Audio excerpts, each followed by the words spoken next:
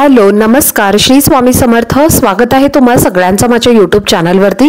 आजचा दिवस तुम्हा सर्वांना खूप छान सुखाचा आणि आनंदाचा जाऊ देत हीच मी स्वामींच्या चरणी प्रार्थना करते आणि आजच्या व्हिडिओला सुरुवात करते। पण त्या अगोदर तुम्ही माझ्या चॅनलवरती जर नवीन असाल तर चॅनलला सबस्क्राइब नक्की करा। त्याचबरोबर कमेंटमध्ये श्री स्वामी समर्थ लिहायला अजिबात विसरू नका। आजच्या व्हिडिओमध्ये तुमच्यासोबत मी घरामध्ये कापूर जाळण्याचे काय फायदे आहेत याबद्दलची संपूर्ण माहिती तुमच्यासोबत मी आजच्या व्हिडिओमध्ये शेअर करणार आहे। त्यामुळे व्हिडिओ हा स्किप न करता शेवटपर्यंत नक्की पहा, जेणेकरून तुमच्यापर्यंत योग्य ती माहिती पोहोचेल। आणि चॅनलवरती जर तुम्ही नवीन असाल आणि असेच जर तुम्हाला माहितीपूर्ण व्हिडिओ बघायला आवडत असतील तर चॅनलला पण नक्की सबस्क्राइब करा।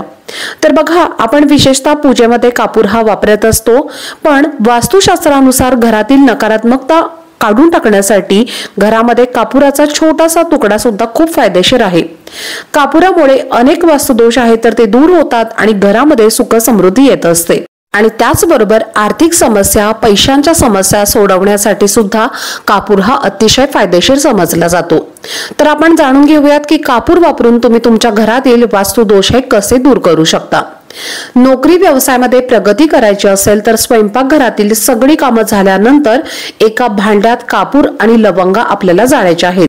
असं केल्याने कुटुंबातील सदस्यांची प्रगती होऊ लागते आणि कामाच्या नवीन संधी म्हणजे ऑपॉर्च्युनिटीज सुद्धा मिळू लागतात। जर तुम्ही आर्थिक संकटांचा सामना करत असाल, पैशाची चणचण जर तुम्हाला भासत असेल तर तुम्ही कमाईपेक्षा जास्त पैसे तुमच्या हातून खर्च होत असतील आणि तुमच्यावर कर्ज जास्त प्रमाणामध्ये झालेलं असेल तर अशा वेळेला तुमच्या स्वयंपाकघरामध्ये वास्तुदोष हा असू शकतो। अशा स्थितीत तुमच्या स्वयंपाकघरातील चांदीच्या भांड्यात कापूर आणि लवंगा जाळून तुम्हाला ठेवायचे आहेत। दररोज जर तुम्ही असं केलं तर लक्ष्मी मातेची कृपा तुमच्या कुटुंबावरती अखंड राहील आणि तुमच्या सर्व आर्थिक समस्या सुद्धा नष्ट होतील।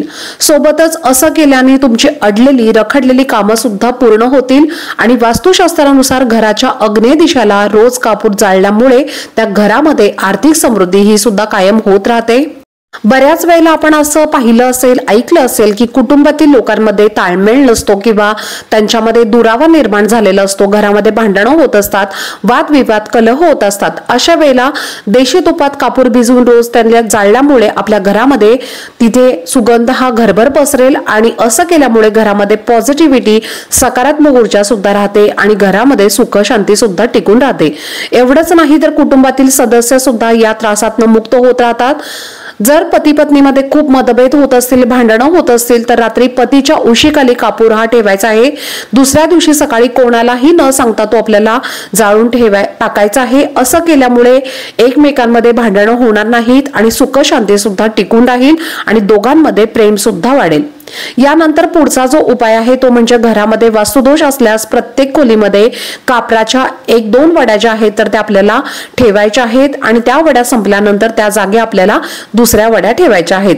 असं केल्यामुळे वास्तुदोषाचा प्रभाव आपल्या घरातला कमी होतो आणि घरातील सदस्यांवरती सुद्धा या दोषांचा प्रभाव हा कमी होतो।